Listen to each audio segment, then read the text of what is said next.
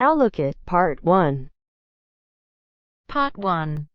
You will hear a conversation between a woman and the librarian. Now you have some time to look at questions 1 to 6.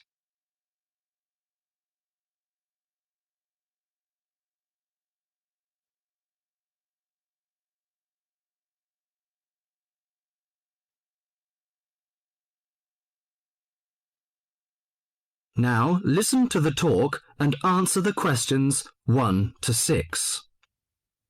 Good morning. Good morning. Can I help you?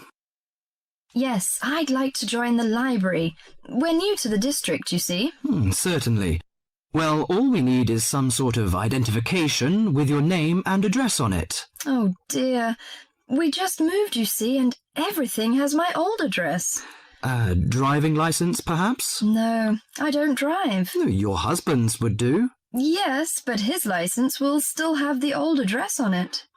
Perhaps you have a letter addressed to you at your new house. No, I'm afraid not. We've only been there a few days, you see, and no one's written to us yet. What about your bank book? That's just the same. Oh dear, and I did want to get some books out this weekend. We're going on holiday to relax after the move, you see, and I wanted to take something with me to read.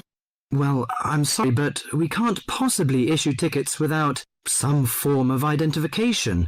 What about your passport? What? Oh, yes, how silly of me. I've just got a new one, and it does have our new address. I've just been to book our air ticket, so I have it on me. Well, that's all right. Your ticket will be ready soon. Okay, how many books am I allowed to take out? You can take 4 books out at a time, and you can also get 2 tickets to take out 3 magazines or periodicals. Newspapers, I'm afraid, can't be taken out. Oh, that's fine. Do you have a record library? Some libraries do, I know. Yes, we do.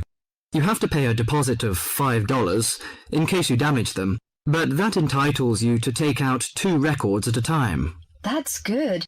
Could you show me where your history and biography sections are, please? Yes, just over there to your right. If there's any particular book you want, you can look it up in the catalogue, which you'll find just around the corner. You can also find a touchscreen information service on level 2. Thank you. Oh, and how long am I allowed to keep the books for? Well, the normal loan period is 3 weeks, with 2 weeks extension. Oh dear. We're going away for 4 weeks. Can I renew them now? I'm afraid not. You must do that at the end of 3 weeks. I see. Thank you very much.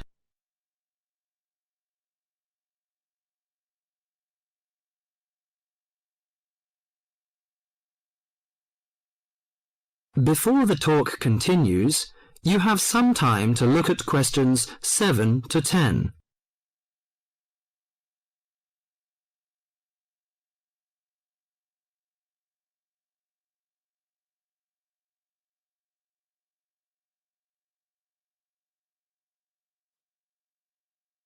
Now listen to the talk and answer the questions 7 to 10. Well, let's go into some details. Your name, please, madam? My name is Barbara. The surname is Cooper. It's spelt as Cooper. Fine. And what's your contact number? If we have new books coming, we can contact you in time. Good. You can call me on 723-6518, but it's better after 5 p.m. You know I have to work during the daytime. Do you need the office number? I don't think so. It's enough. Could you tell me the address? I lived in King Road, but of course you need my new address. It's 25 St. Mary Road, Hanwell. That's Hanwell. Is that right? Yes. Do you need the passport number? I just brought it with me. Here you are. Yes, thank you. The number of your passport is G57980942. OK, and your ticket is ready. The number is M930123. Thank you. Could I take a look around and check out some books? Of course, as you like.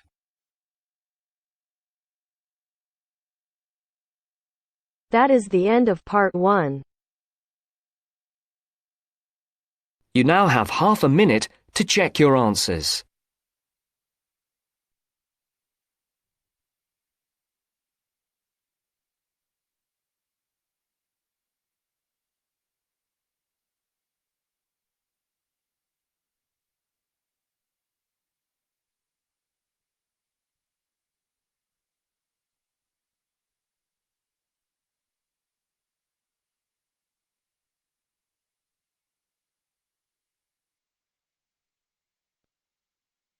Now turns to Part 2.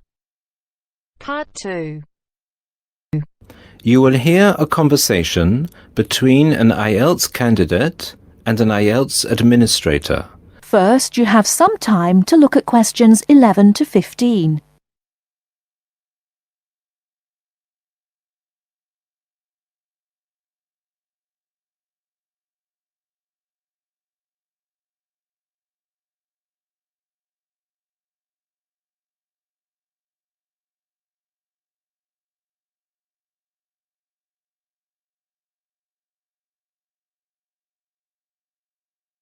Now, listen carefully and answer questions 11 to 15. Good afternoon. I'm applying for a master's program at the University of Exeter in the UK. I'm planning to register for the IELTS exam at your centre next month. I have some questions I'd like to ask you before I register, if that's okay. Certainly. Would you be taking the academic module? I think so, but I'll have to contact the university just to make sure. You'll probably need the academic because most universities don't accept the general training. And anyway, the procedures to register for the exam are the same for both the general and the academic modules. Good. My first question is whether I sit all parts of the exam on the same day. I don't live here, you see, and for me it would be more convenient to do all the papers on the same day. Unfortunately, the speaking part is scheduled for Thursdays, and reading, writing and listening tests take place on Saturdays. We can't change the days, I'm afraid. That's a pity. Well, never mind. What sort of documents do I need to bring in order to register? You'll have to fill in the IELTS application form and bring an ID, a copy of your ID, and 2 passport-size photos on a white background. Will any ID do? We only accept original passports and national IDs. That's good to know. Did you say that reading, writing and listening are scheduled for Saturday? That's right. Will I get a break in between the papers? I'm afraid there aren't any breaks between the papers. Each paper takes an hour to complete, so it's 3 hours straight through. You'll first do listening and then reading, followed by the writing test. This is a standard requirement from Cambridge. Before you hear the rest of the talk, you have some time to look at questions 16 to 20.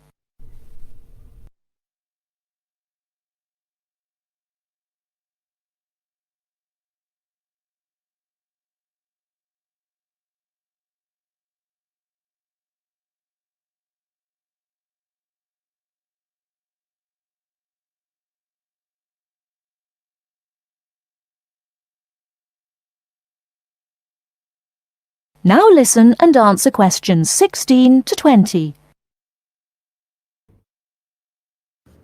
Okay, and how soon after the test can I pick up my results? It takes 13 calendar days for the results to be processed. Can you let me know how much it is and the form of payment? The examination fee is $200. You can pay by credit or debit card. We also accept checks. We only accept cash as a form of payment in exceptional circumstances. And one last question. Can I mail you the application documents? Certainly. You can send all the documents by registered mail to our address, 47 Clover Place, New Rochelle, New York. Could you spell New Rochelle for me, please? Certainly. Newrochle.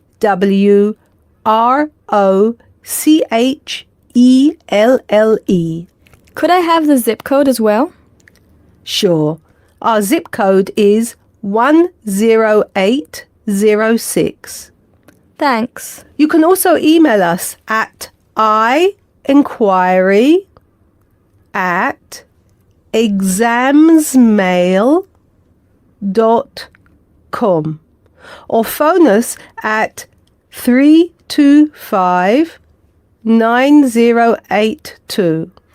I think that's all. Thank you very much for all the information. Bye. You're welcome. Goodbye. That is the end of part 2. You now have half a minute to check your answers.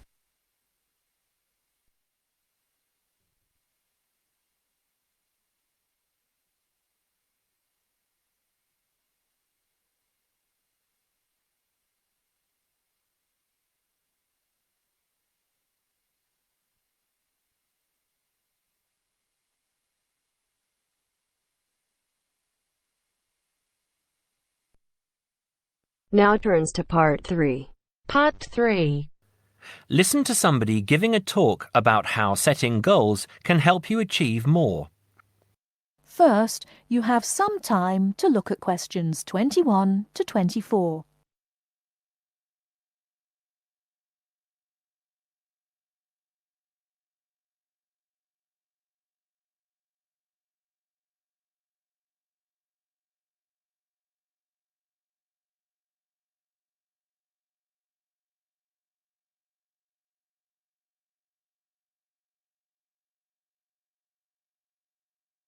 Now, listen carefully and answer questions 21 to 24. Good evening, everyone. It's good to see that so many people managed to make it. An achievement in itself when I'm sure you're all so busy. This evening, I'm going to talk with you about setting goals and how setting goals can help you understand what you really want to achieve. First, though, I'd like to start by saying what I think achievement actually means.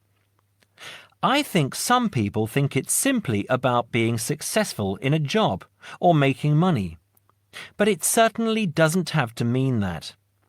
Achievement is simply accomplishing goals that you set for yourself, doing what you plan to do, and people might plan to do all sorts of different things.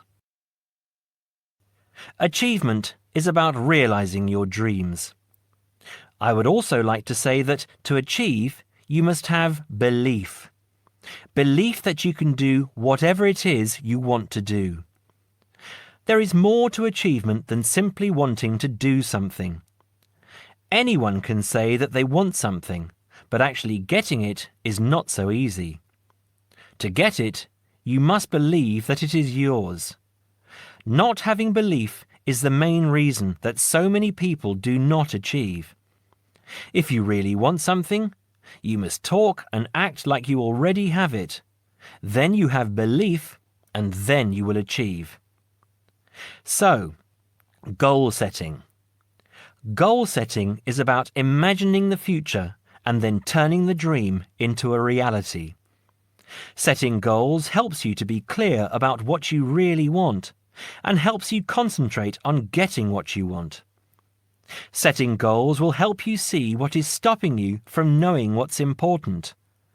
And because achieving goals makes you feel good, you will be more confident and succeed more easily. Goal setting is something that all achievers do, whether they are high flyers in business or successful athletes. It is important that you set both long-term and short-term goals. First, you need to have an idea of what you want from life. I call this the big picture. Then you break this down into a number of smaller goals that you need to achieve in order to achieve the overall goal. As I say, the first step is to see the big picture. Think about what you want in the next 15 or 20 years. Doing this will influence all the smaller goals that you set yourself. Before you hear the rest of the talk, you have some time to look at questions 25 to 30.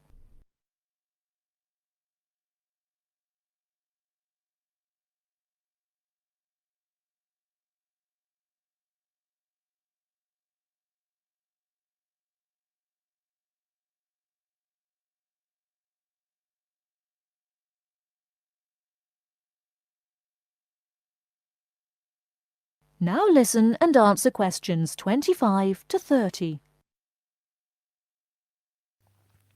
You need to think carefully about different areas of your life and how they influence each other. You should identify the important areas of your life and try to set goals in each of those areas. Here are the areas that most people want to focus on, but remember that everyone is different. First, think about your career. How important is your career to you? Do you want to be a manager or run your own business? Or are you happy working for other people? Connected to this is the financial side of your life. What sort of income do you want to have? Is wealth important to you? You need to think about long-term relationships. At what age do you hope to be married? Do you want to have children? How much time do you want to spend with the people you love? You need to think about your health and how that could change what you can achieve. How will you stay healthy as you get older? Do you do anything that is not good for your health? And how will you try to do those things less or stop doing them completely? Finally, you need to think about your free time, your hobbies and interests. How much time do you want to have to do what you really enjoy? It is difficult to achieve goals in one area if you feel that you don't have the time to do the things that really make you happy. Now, when you have this overall picture, try to set yourself one goal for each area. Make sure the goals are what you really want and not what you think other people want from you. Of course, in life, it is important to make the people around you happy, but you must focus on what you want. Now, I will go on to talk about how to break your lifetime plan down into short-term goals. But first, does anyone have any questions about what I've said so far? That is the end of part 3. You now have half a minute to check your answers.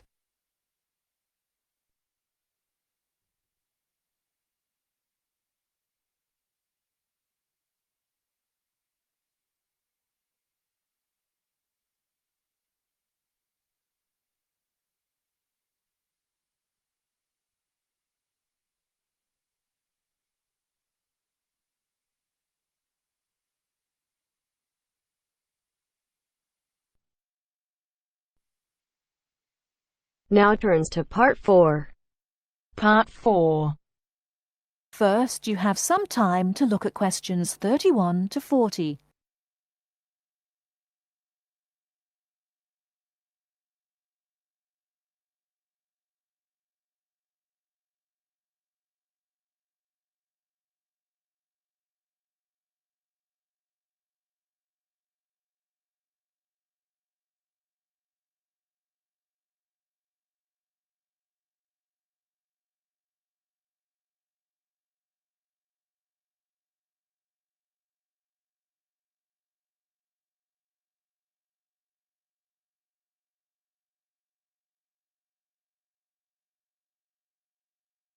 Now listen carefully and answer questions 31 to 40. Hello and welcome. My name's Carolyn Tan. Just as there are a great number of different courses and places to study here, the teaching methods used and the skills you need will vary, depending on the subject you study and the college or university you attend. All courses vary, but most include some of the teaching methods I'm going to talk about today. Generally speaking, in some subjects, you will have timetabled classes for most of the week. In others, you may only have a few hours timetabled and will be expected to work independently for a substantial amount of time.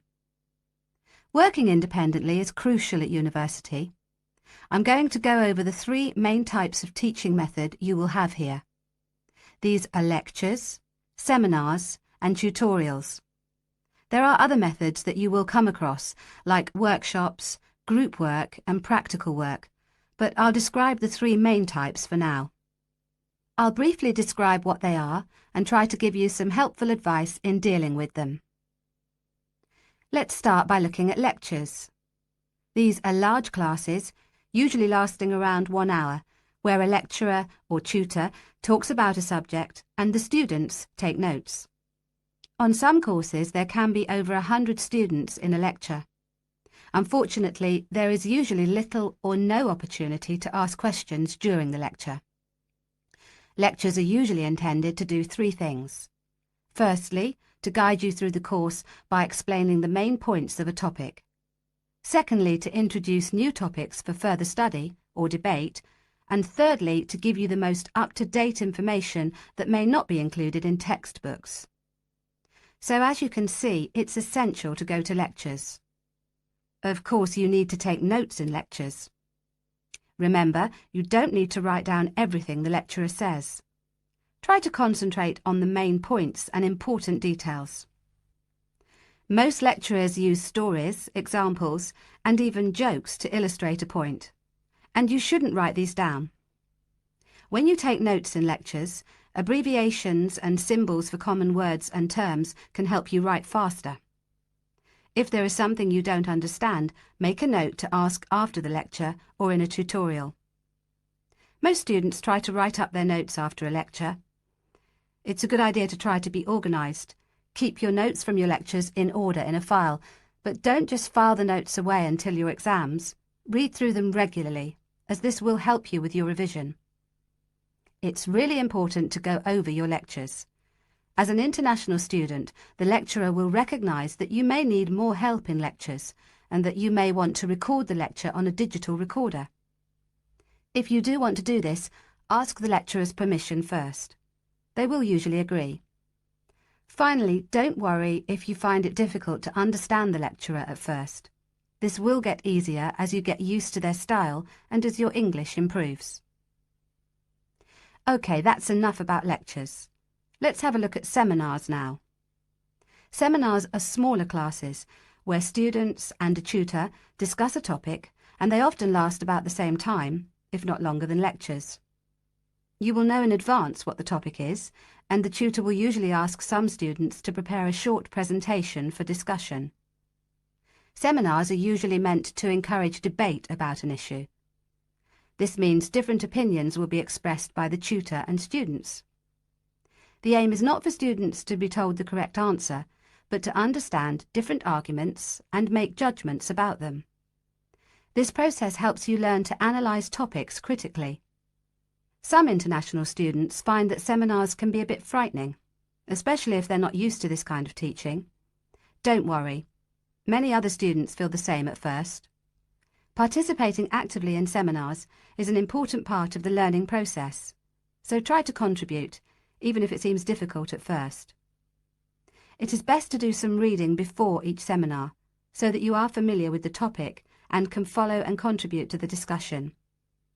It may help you to make notes before the seminar of any points you would like to make. If you're having difficulty in seminars, discuss this with your tutor. And finally, I'll give you information on tutorials.